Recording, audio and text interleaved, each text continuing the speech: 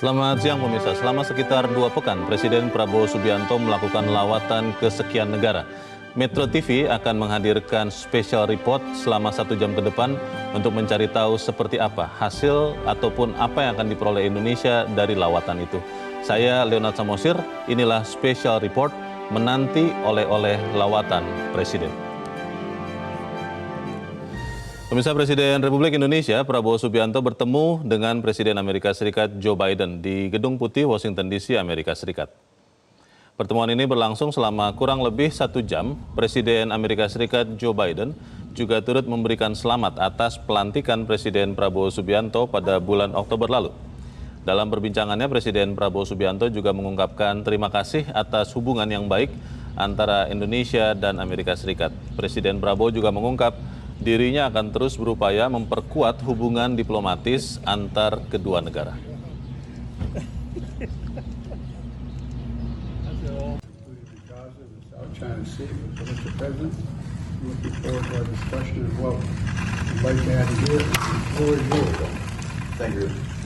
Thank you, President Biden. Thank you for receiving me. I also would like to thank you. And yes, thank you very much. And then finally, I could make it and you received me today. United States for us is a great friend. The United States supported us in our struggle for independence and helped us many times in our time of need. Therefore, I will work very hard to strengthen Indonesian-United States relationship, and I would like to work towards this end. That we have a strong cooperation. Once again, President Biden, thank you very much for that.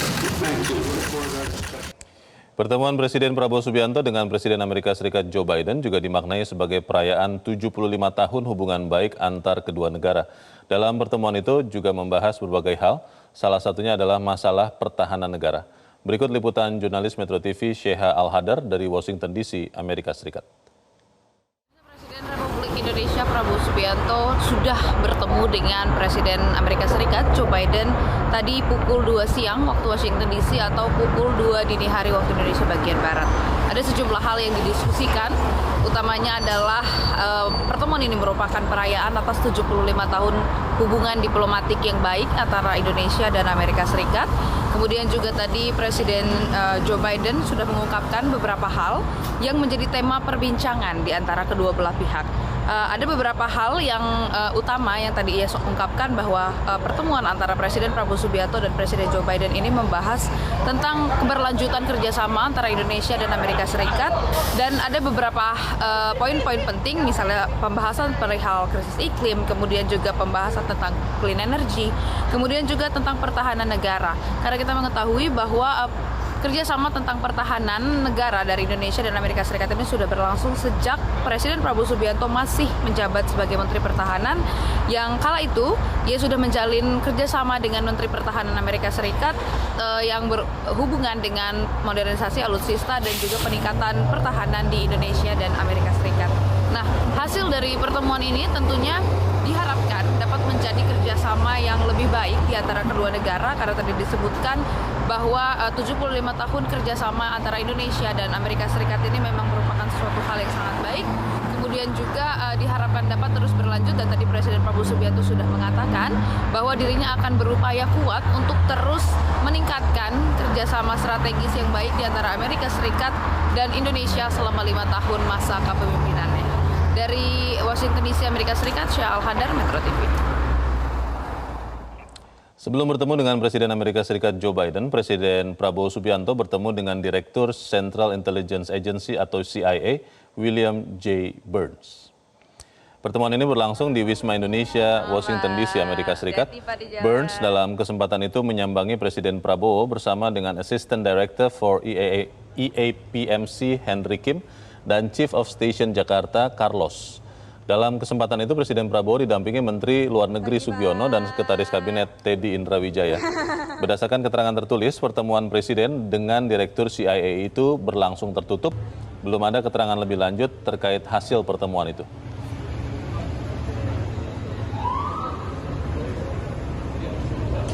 Mengambil platnya boleh nggak sih? Plat mobil. Di sela-sela kunjungan kenegaraan di Amerika Serikat, Presiden Prabowo Subianto melakukan rapat melalui video conference bersama dengan Kabinet Merah Putih. Dalam rapat ini, Presiden meminta kabar perkembangan dari bencana erupsi Gunung Lewotobi laki-laki. Presiden Prabowo didampingi Menteri Luar Negeri Sugiono dan Sekretaris Kabinet Teddy Indrawijaya. Presiden meminta jajarannya untuk menjelaskan kabar terkini dari bencana erupsi Gunung Lewotobi laki-laki di Flores, Nusa Tenggara Timur.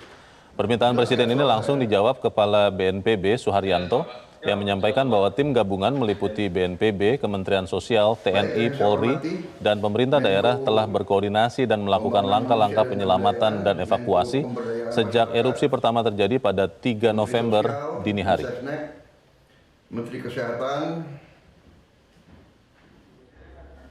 saya mengumpulkan saudara-saudara, saya ingin diberi update bagaimana tentang keadaan bencana di Gunung Lewotobi laki-laki di Flores Timur NTT. Mohon saya diberi update. Silakan. Mungkin terima kasih Bapak Presiden. Tadi pagi kami juga sudah melakukan rapat koordinasi dipimpin oleh Bapak Wapres, dan sejak erupsi tanggal 3 dini hari yang lalu, BNPB, Kemensos, TNI, Polri, Pemda juga telah langsung melakukan penyelamatan dan evakuasi warga, dan saat ini sudah ada lebih dari 13.000 warga yang... Lawatan Presiden selama 2 pekan ke sejumlah negara membawa misi untuk menunjukkan posisi Indonesia di dalam percaturan dunia internasional. Apa saja misi itu, kita akan membahasnya bersama dengan pengamat luar negeri Universitas Indonesia, Yon Mahmudi, sesaat lagi.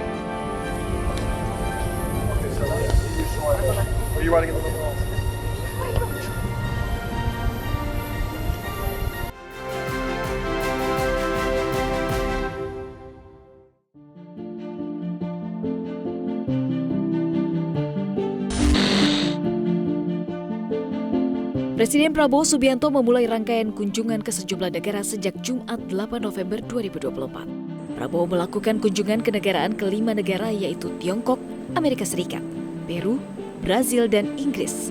Prabowo memastikan rangkaian kunjungan ke luar negeri tersebut memiliki nilai strategis yang berhubungan dengan keadaan ekonomi Indonesia. Saat bertemu dengan Perdana Menteri Tiongkok, Li Qiang, kedua pemerintah sepakat memperkuat kerjasama di bidang ekonomi. Prabowo juga menyampaikan minat pemerintah Indonesia untuk belajar dari pengalaman China dalam memberantas kemiskinan. Dalam pertemuan ini ada sejumlah kontrak bisnis yang akan disepakati antara perusahaan-perusahaan Indonesia dan China. Nilai investasi kerjasama ini mencapai lebih dari 10 miliar dolar Amerika Serikat. That I'm committed to strengthen the friendship and cooperation between Indonesia and China. And I thank you for your remarks that we need to take practical steps, and I think we are moving very fast with practical steps. The investment from Chinese corporations into Indonesia economy is very large. Even tomorrow afternoon, our Chamber of Commerce and Industry will have an event in which there will be contracts being signed between Chinese corporations and Indonesian companies amounting to more than $10 billion. Dalam lawatan ke Amerika Serikat, Presiden Prabowo Subianto bertemu dengan anggota korporasi di United States Indonesia Society atau USINDO di Washington DC. Prabowo berdialog langsung dengan sejumlah pemimpin perusahaan besar Amerika Serikat yang telah lama berinvestasi di Indonesia. Pertemuan di Hotel Four Seasons Washington DC ini dihadiri sejumlah perusahaan terkemuka, diantaranya Freeport, Chevron, General Electric, dan Georgetown. Dengan Indonesia, dengan ekonomi Indonesia, dan saya juga mendorong mereka untuk terus melakukan investasi, ikut serta dalam rencana pembangunan kita. Ada kerjasama yang ditandatangani nggak, Pak? Ini pembicaraan umum belum ditandatangani, tapi mereka sudah ongoing, sudah berjalan lama. Ada Freeport, ada ExxonMobil, Chevron, ada GE, ya, General Electric Healthcare, banyak sekali. Ya, oke, terima kasih. Rangkaian kunjungan Presiden Prabowo Subianto ke luar negeri ini dinilai sangat strategis untuk kepentingan pembangunan di dalam negeri. Guru Besar Politik Internasional Universitas Pelita Harapan, Alexius Jemadu menilai, Indonesia butuh banyak investasi baik dari Tiongkok, dari Amerika Serikat, atau dari negara kuat lainnya untuk memenuhi target pertumbuhan ekonomi hingga 8%. Dari pertemuan Pak Prabowo dengan para pengusaha Amerika Serikat itu kelihatannya mereka memberi kepercayaan kepada beliau ya sebagai seorang jenderal ya yang bisa mempertahankan stabilitas, dan itu penting bagi investor Amerika juga, ketegasan ya untuk menjamin good governance di Indonesia, kepastian bisnis itu sangat penting di mata investor Amerika. Kita berharap bahwa nanti itu dilanjutkan dengan tindakan-tindakan nyata ya untuk meningkatkan investasi, apalagi kita tahu Presiden punya target yang cukup ambisius ya, pertumbuhan 8%. Saya kira itu tanpa investasi asing agak sulit itu untuk diwujudkan. Karena itu kita butuh komitmen dari Tiongkok, komitmen dari Amerika Serikat untuk menunjang pertumbuhan kita dengan investasi-investasi yang datang ke Indonesia. Alexius Jemadu menambahkan Indonesia perlu menggali potensi-potensi yang ada dan menyelesaikan masalah-masalah yang krusial dan strategis dengan kelompok-kelompok negara ekonomi kuat di dunia. Pendekatan yang tepat terhadap blok-blok ekonomi dunia dinilai sangat penting dan krusial untuk kelangsungan ekonomi RI ke depannya. Pemirsa, lawatan Presiden selama 2 pekan ke sejumlah negara memiliki arti penting untuk menunjukkan peran Indonesia di dunia internasional. Rangkaian kunjungan ini diharapkan akan menjadi langkah yang signifikan menjadikan Indonesia sebagai mitra strategis di dunia internasional. Bagaimana kita memaknai lawatan Presiden ini dan seberapa strategis rangkaian lawatan Presiden ini membawa dampak bagi Indonesia? Kita akan membahasnya bersama dengan pengamat luar negeri dari Universitas Indonesia, Yon Mahmudi. Pak Yon, selamat siang. Selamat siang, Mas. Ya, Pak Yon, kunjungan Presiden Prabowo Subianto masih terus berlangsung saat ini di Amerika Serikat setelah dari Tiongkok. Kalau Anda lihat negara pertama yang dikunjungi adalah Tiongkok, baru kemudian Amerika Serikat. Ada makna atau tidak dari pemilihan negara ini, Pak Yon? Ya, kalau kita melihat bahwa posisi Indonesia kan menjadi penting ya saat ini di dunia global, dan nampaknya Presiden ingin menunjukkan dan memperkuat peran itu. Salah satunya adalah secara langsung mengunjungi ya negara-negara yang berpengaruh, dalam hal ini China dan Amerika. Nah, mengenai kemudian pilihan atau prioritas pertama ya ke China, itu pertama bisa dilihat dari sisi geografis. Indonesia kan lebih dekat ya ke China dibandingkan dengan Amerika. Artinya juga tidak bisa disimpulkan bahwa ini menunjukkan kedekatan Indonesia kepada China dibanding dengan Amerika. Saya kira ini satu berkaitan dengan secara geografis ya, negara besar itu adalah China yang dekat dengan Indonesia. Kemudian yang kedua, dalam hal ini kan posisi Amerika dalam posisi pergantian pemerintahan ya, di mana Donald Trump baru terpilih ya sebagai presiden, dan presiden saat ini adalah tetap Biden. Dari sisi melihat signifikansi, tentu ke depannya Indonesia akan lebih banyak berhubungan dengan Donald Trump dibandingkan dengan Joe Biden. Tapi kan tetap bahwa Joe Biden saat ini adalah sebagai presiden Amerika, dan bisa saja terjadi juga perubahan-perubahan kebijakan luar negeri Amerika dari Joe Biden ke Donald Trump. Maka kemudian pilihan menjadikan China sebagai kunjungan pertama, saya kira ini juga untuk ya memperkuat posisi Indonesia, menyeimbangkan ya di antara kekuatan besar itu, bahwa ya Indonesia tetap ya berada pada posisi bebas aktif ya, walaupun dulu cenderung dianggap lebih dekat dengan Amerika, tetapi kemudian dengan kondisi saat ini ya saya kira lebih kepada pada aspek balancing power ya kalau kita lihat konstelasi globalnya. Oke, Pak Yon, dari hasil lawatan ke Tiongkok, kita tahu ada salah satunya tadi juga disebutkan oleh Presiden Prabowo, ada kerjasama bisnis itu yang nilainya lebih dari 10 miliar dolar.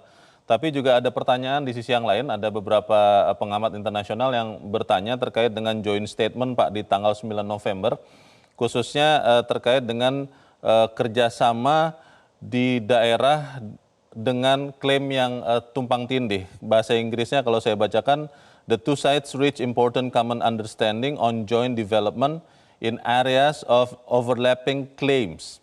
Ini banyak orang bertanya apakah ini artinya kemudian 9 dash line atau 10 dash line yang selama ini diklaim Tiongkok di sekitar Laut Cina Selatan itu akhirnya diakui Indonesia, atau seperti apa Pak Yon melihatnya?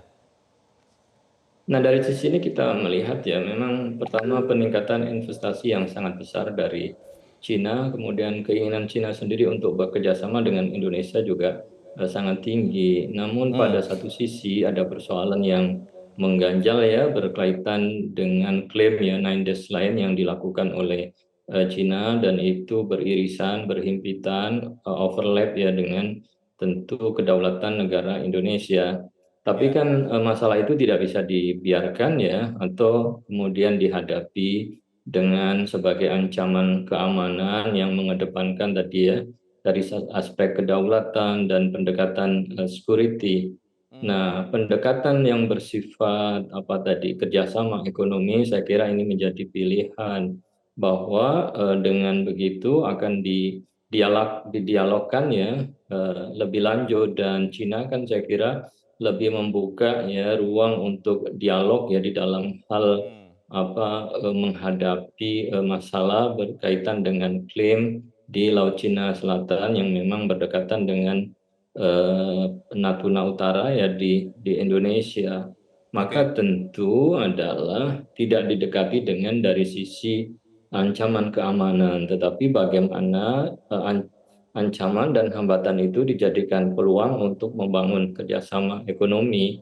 Nah, diharapkan kan ada win-win solution ya atas klaim itu. Artinya bahwa Indonesia tentu tidak sepenuhnya akan mengakui Nine Dash Line yang kemudian itu diklaim oleh Cina, tetapi bagaimana dibuka ruang dialog yang itu bisa dimanfaatkan ya kedua negara atas wilayah guna memperkuat hubungan ya, bukan untuk memperuncing hubungan satu sama yang lain yang itu akan dianggap sebagai ancaman keamanan. Saya kira pendekatan ekonomi dan kerjasama diplomasi ini yang ditekankan kalau kita lihat ya atas kunjungan yang dilakukan oleh Presiden Prabowo.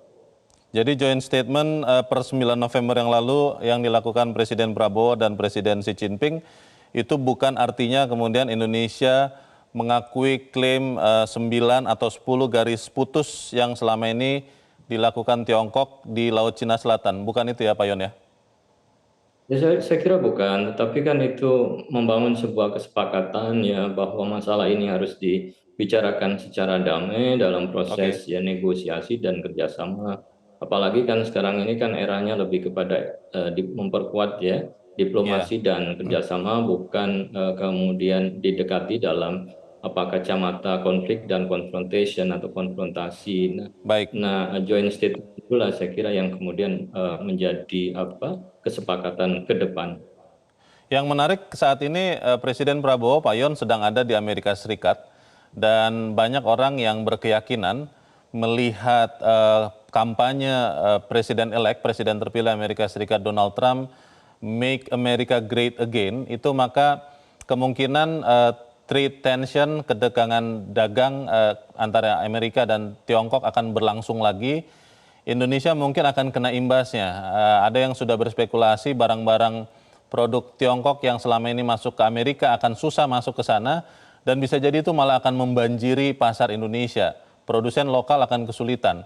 Lalu kemudian soal impor, maksud saya tarif yang akan ditingkatkan oleh Trump kepada barang-barang dari seluruh negara di luar Amerika, termasuk Indonesia. Kira-kira bagaimana pola ini akan bisa tetap menguntungkan Indonesia, Pak Yon? Apalagi Indonesia dan Amerika sudah 75 tahun ini berhubungan. Menurut Anda seperti apa, Pak? Ya, saya kira kita jangan kemudian terjebak ya dalam rivalitas perang dagang antara Amerika dan Cina. Justru kita harus jadikan itu sebagai peluang, dan Indonesia tentu menegaskan ya posisinya kan bukan ngeblok ke Cina atau ke Amerika, tetapi tadi itu memposisikan pada posisi yang bebas dan aktif. Nah, oleh karena itu ya maka kesepakatan kemudian perjanjian dengan kedua belah negara itu harus diatur, sehingga kita juga tidak ingin ya kemudian Indonesia menjadi pasar yang tidak terkendali dari Cina, karena kemudian ekspor Cina ke Amerika dibatasi ya. Justru tentu dengan itu semua kita bisa lebih melihat ya peluang tentu untuk menjaga ekonomi Indonesia. Dalam satu sisi kita perlu untuk memperkuat ya pertumbuhan ekonomi Indonesia, tetapi juga tentu kita juga harus memperkuat ya industri lokal ya, agar kemudian tidak dikalahkan atau dibanjiri ya oleh produk-produk dari Cina. Maka ya keseimbangan saya kira ya dengan Cina, dengan Amerika, dialog dan negosiasi harus terus dilakukan, sehingga kita tidak kemudian menjadi korban atas ya rivalitas dari dua negara besar itu. Pak Yon, ini pertanyaan terakhir saya, Pak. Belum lama Menteri Luar Negeri Sugiono menyatakan dalam pertemuan BRICS bahwa Indonesia mau menjadi mitra BRICS. Tapi di dalam lawatan Presiden Prabowo juga akan menghadiri KTT G20. Banyak orang mengatakan Indonesia tidak perlu masuk BRICS karena saluran internasionalnya sudah ada di KTT G20. Pandangan Anda seperti apa, Pak Yon? Ya, saya melihat bahwa dua-duanya saya kira juga penting ya, baik BRICS atau kemudian G20. Artinya kita juga tidak bisa hanya mengandalkan dari G20, karena BRICS itu kan juga sebagai alternatif dengan munculnya Global South ya, yang tentu ini juga menjadi hal penting bagi kita, yang kemudian tidak hanya menggambarkan Indonesia dalam hal kebijakan luar negeri itu condong ke barat saja, tetapi juga ini ada alternatif kekuatan ekonomi yang tentu tidak mengikat ya dalam fakta pertahanan, tapi itu kita bisa manfaatkan guna memperkuat ekonomi kita. Jadi ya dua-duanya saya kira menjadi hal penting, tapi yang perlu diingat bahwa posisi kita bukan masuk ya bagian dari salah satu blok, tetapi tentu kita menyeimbangkan menjadi bagian penting dari kedua blok itu. Saya kira ya ini yang harus kemudian menjadi perhatian kita. Baik, kita harap apa yang dilakukan oleh Presiden Prabowo ini akan membawa benefit tentunya bagi Indonesia. Terima kasih pengamat luar negeri Universitas Indonesia Yon Mahmudi. Pak Yon, selamat siang.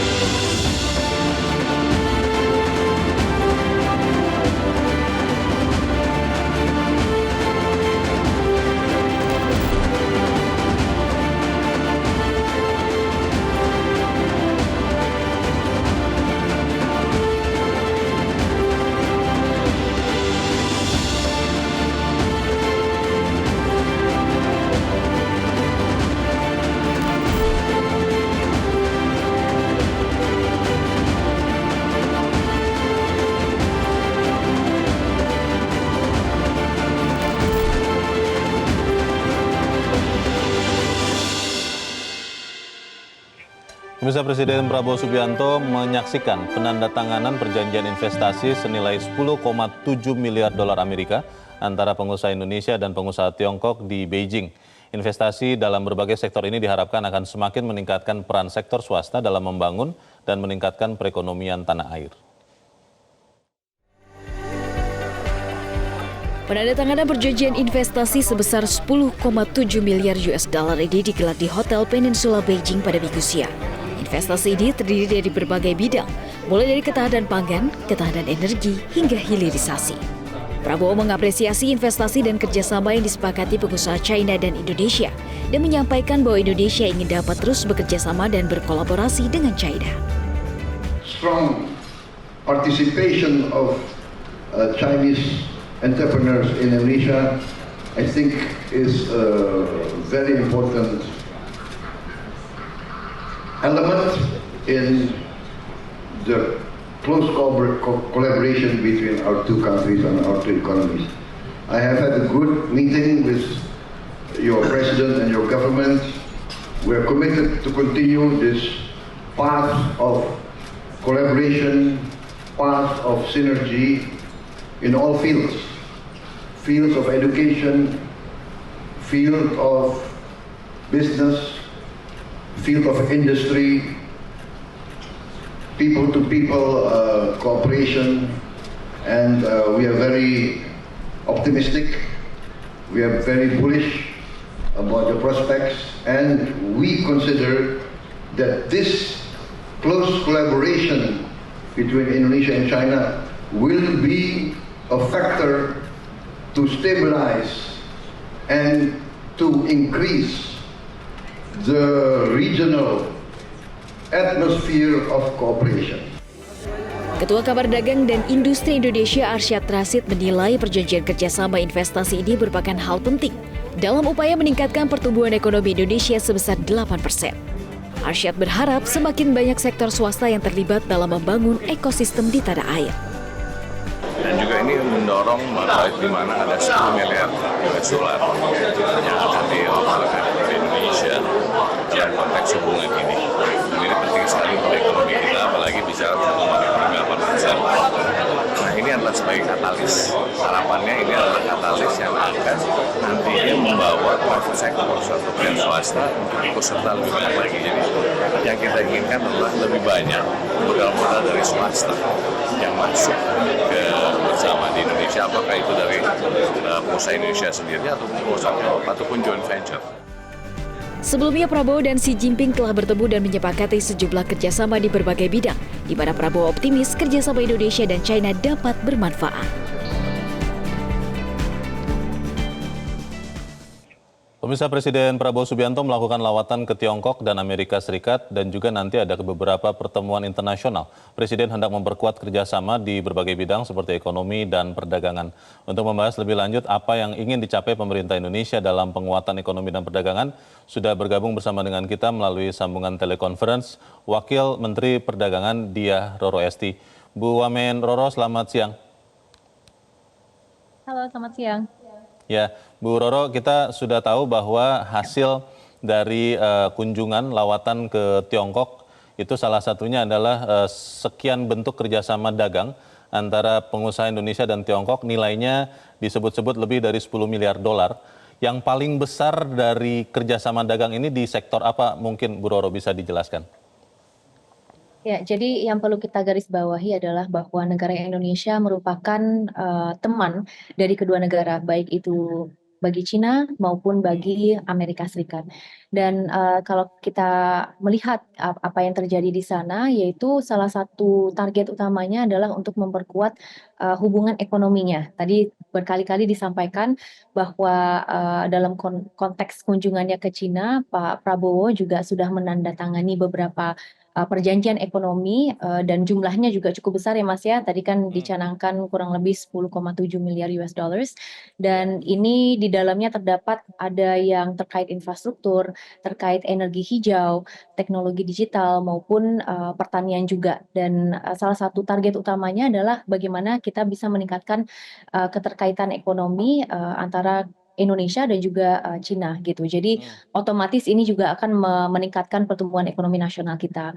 Mengingat Pak Presiden kan juga mempunyai target 8% ya. Jadi pertumbuhan ekonomi 8% dan khususnya ketika kita berbicara juga mengenai konteks perdagangan, Cina dan juga Amerika ini merupakan salah dua negara tujuan ekspor kami, utama Indonesia gitu, sehingga kunjungan ini juga kemudian menegaskan bahwa Indonesia tuh siap gitu untuk terus membina hubungan perdagangan maupun bilateral yang selama ini sudah berjalan agar bisa semakin kuat lagi gitu. Dan tadi juga ada beberapa sektor yang kami harap bisa lebih kita tekan, bisa lebih kita perkuat.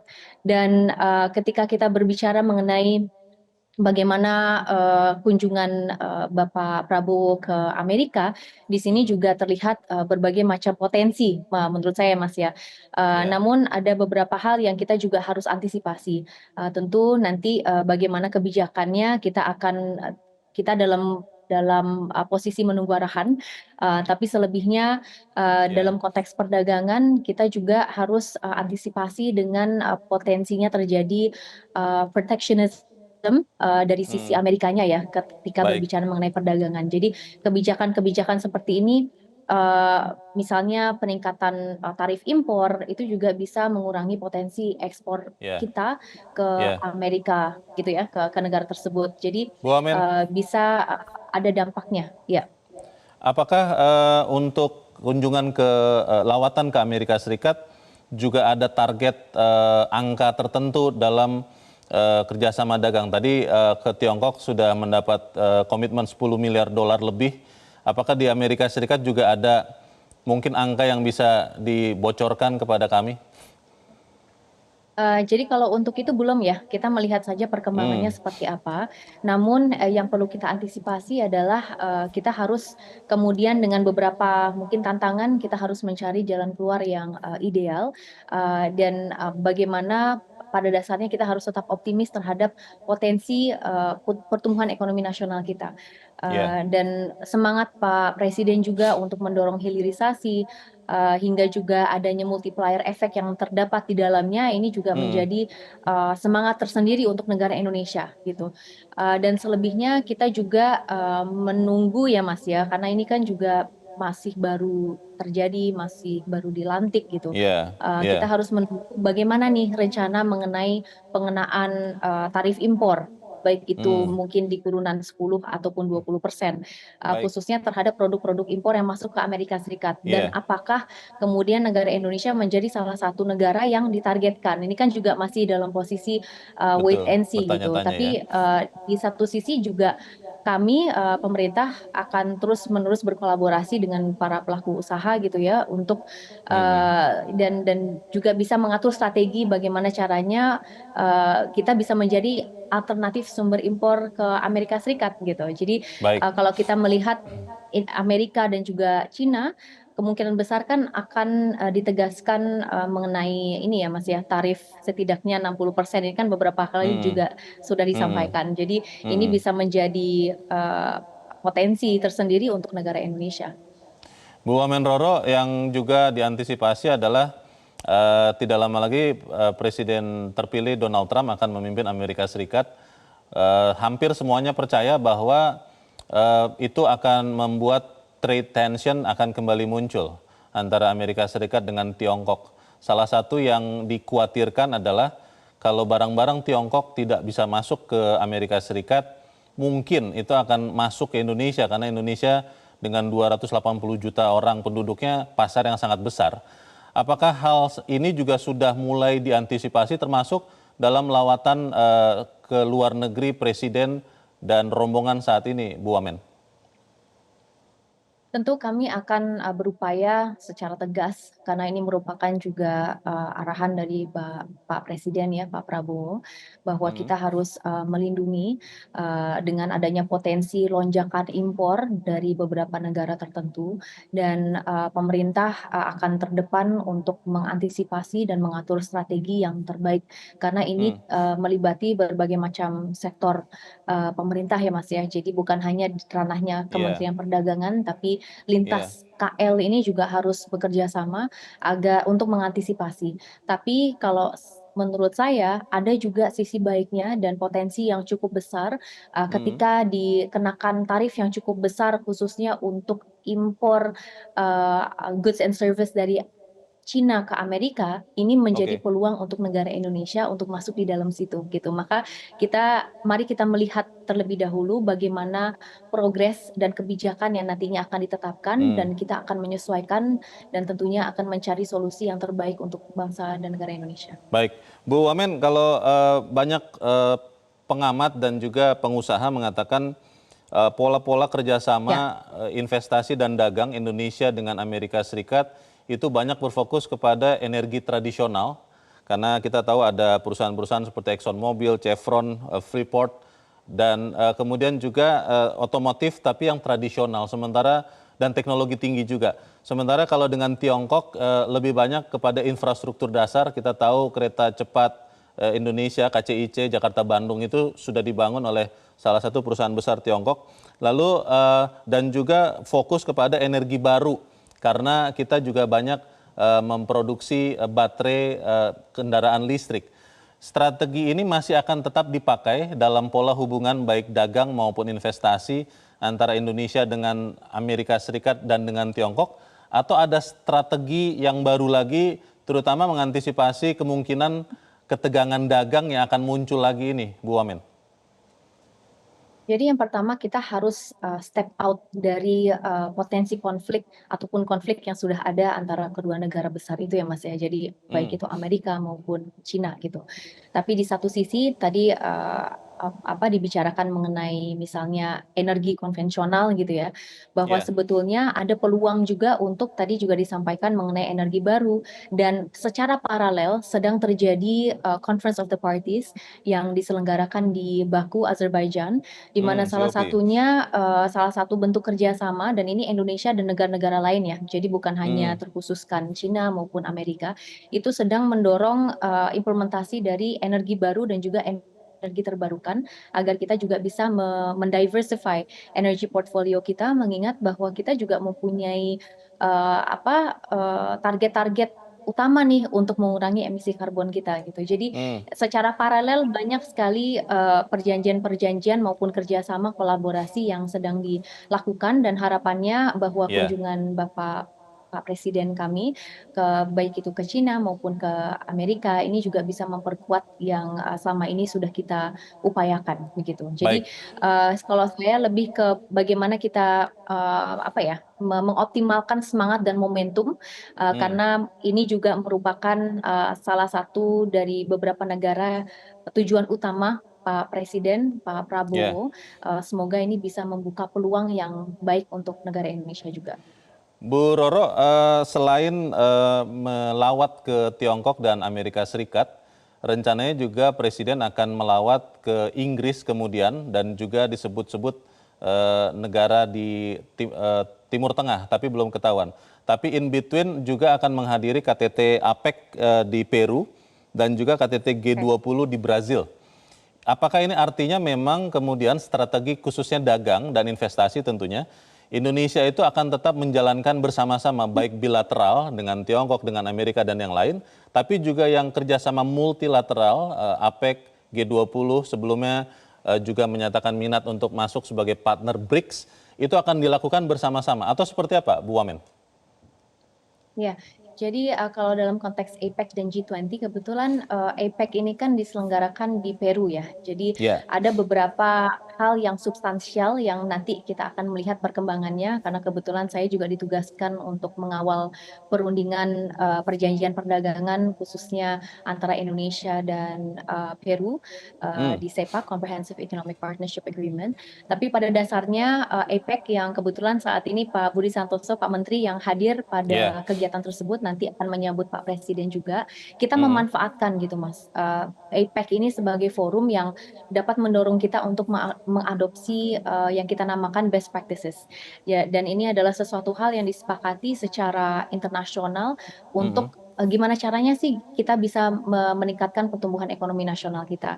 Misalnya dengan Amerika kita punya namanya Trade and Investment Framework Agreement atau TIFA, dan ini berjalan sudah sejak tahun 2018, dan Pak Presiden dan Joe Biden ya, beberapa kali kita juga mendengarkan statement-statement beliau itu mengutamakan bagaimana kita bisa terus bekerja sama di bidang perdagangan ini. Jadi termasuk perdagangan di produk pertanian ya, karena ini dinilai juga sangat amat signifikan dan total perdagangan kedua negara ini mencapai 7 miliar US dollars di tahun 2023. Jadi ini bagaimana kita mendorong kerjasama TIFA tersebut. Kita juga ada Indo-Pacific Economic Framework atau IPEF. Dan ini kerangka kerjasama ekonomi yang melibatkan ada 14 negara, Mas. Jadi mencakup kurang lebih 60% dari total populasi dunia, bisa dibayangkan, dan 28% perdagangan barang dan jasa, dan menyusun kurang lebih 40% dari PDB dunia. Jadi forum-forum seperti ini masih kita optimalkan sebagai wadah untuk bagaimana negara Indonesia tuh bisa bekerja sama dengan lintas negara. Kalau dengan Cina, kita juga punya namanya Regional Comprehensive Economic Partnership atau RCEP. Dan itu kerjasama regional yang mencakup kurang lebih 29,6% populasi dunia dan menyusun kurang lebih 30,2% GDP dunia. Jadi ini dua simposium atau kerjasama yang menurut saya sangat amat produktif, dengan harapan bahwa Indonesia, Cina, Indonesia, Amerika, kita bisa selalu bekerja sama, selalu berkolaborasi, dan memanfaatkan momentum yang ada. Bu Wamen, ini pertanyaan terakhir.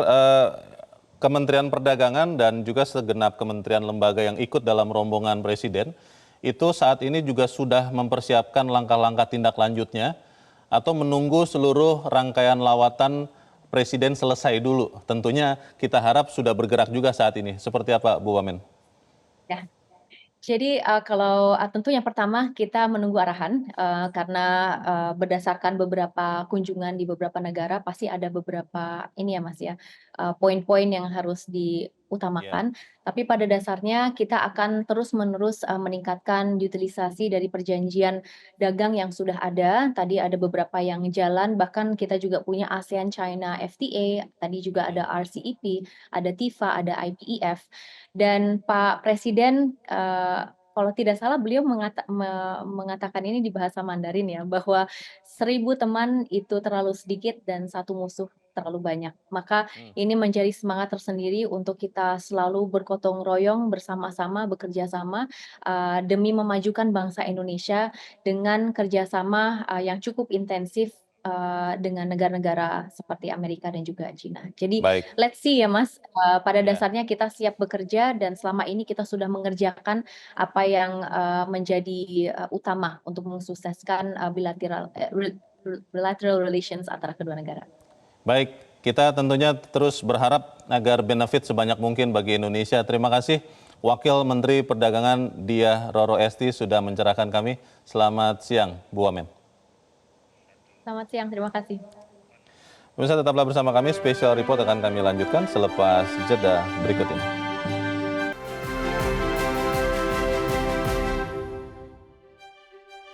Pemirsa, selain memperkuat hubungan dan kerjasama antar negara, lawatan Presiden Prabowo ke luar negeri punya sisi lain. Prabowo sejauh ini sudah mengunjungi Tiongkok dan saat ini berada di Amerika Serikat.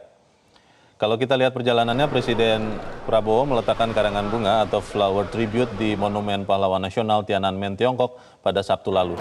Ini merupakan bentuk penghormatan kepada para pahlawan di Tiongkok. Dalam kegiatan ini, Prabowo disambut Wakil Menteri Luar Negeri Tiongkok, Sun Weitong. Keesokan harinya pada hari Minggu 10 November, Presiden menghadiri Indonesia-China Business Forum. Dalam sambutannya, Presiden mengaku banyak belajar dari filsuf Tiongkok. Salah satunya yaitu memperbanyak teman dan jangan ada musuh. Menariknya, Presiden mengucapkan pepatah itu dalam bahasa Mandarin dan seluruh peserta kemudian bertepuk tangan. We consider that this close collaboration between Indonesia and China will be a factor to stabilize. In my own career, I have learned a lot from the teachings of ancient Chinese philosophers. One of my strong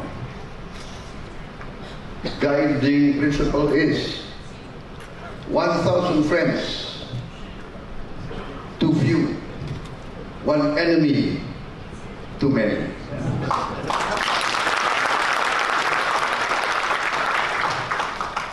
Ichen Kopiaho, Tai Shao, Ikatigan Tai Tuo.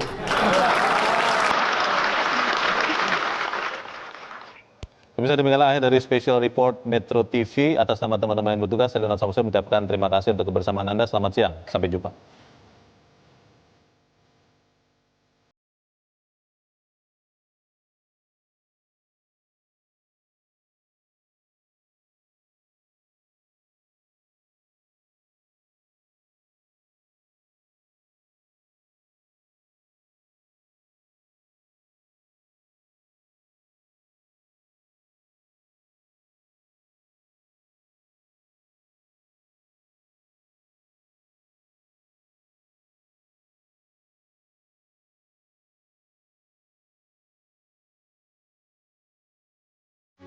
Metro TV. Jelajahi cara baru mendapatkan informasi.